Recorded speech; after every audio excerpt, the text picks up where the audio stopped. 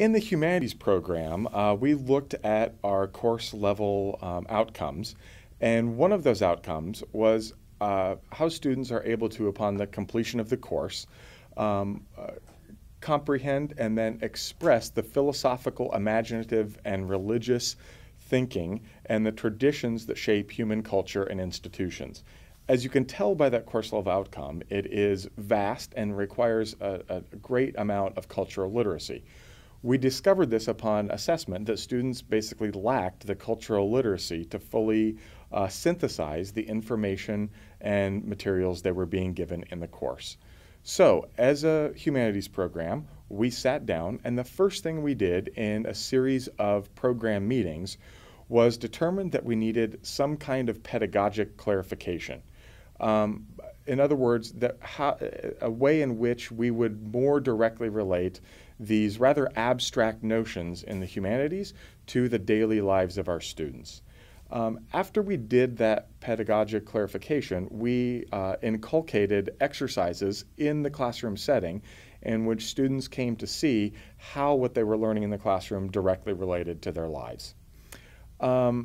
The second component to how we figured we might see improved results in our outcome assessment, I kind of alluded to already, and that is this lack of cultural literacy that most students had when they came to the course.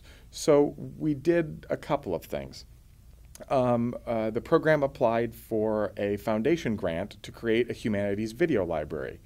And we were awarded this grant, and we created a vast array of videos, both for student use and for classroom teaching use, in which we could look at various cultural traditions, we could look at human culture and religious thinking across the globe in a way that was a little more, I think, interactive and interesting for students. Then we looked more specifically at Eastern cultural traditions and students' general unfamiliarity with Eastern cultural traditions. And so a faculty member in our program applied for a Title V grant, spent the summer at the Smithsonian Institution in Washington, D.C., and then concurrently applied for a National Endowment for the Humanities grant and spent a summer at the Summer Institute in India.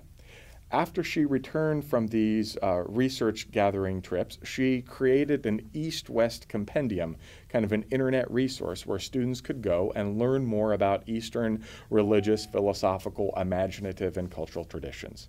So you can see through these, I think, two basic prongs. One, pedagogic clarification, and two, ways in which through video and web-based resources, faculty were able to assure that students had a more fundamental cultural literacy when they entered the class, that we discovered that students improved their outcomes at the end of the course and were more able to synthesize these traditions and institutions in the classroom setting.